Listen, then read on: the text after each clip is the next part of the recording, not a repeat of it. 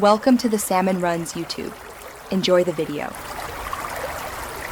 In this video, I will show how to make lion's mane powder at home. Clean the mushrooms gently, slice them thinly, and spread evenly on a dehydrator tray or oven rack.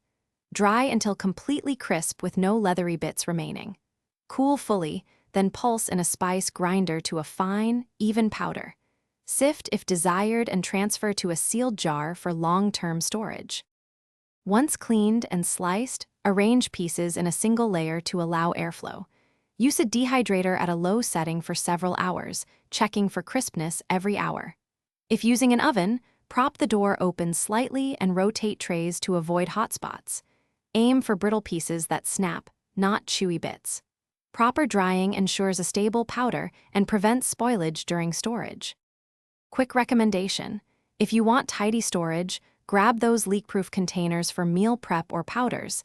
They seal tight and save mess in backpacks and kitchens. If you are finding this video helpful, please like and subscribe so I can make more easy kitchen guides. Check the description for the link and other deals on storage gear. Alright, now let's get back to the video. Grind small batches to avoid heating the material and losing delicate compounds. Pulse in short bursts until you reach a fluffy, flour-like consistency, and use a fine mesh sieve if you want extra smoothness.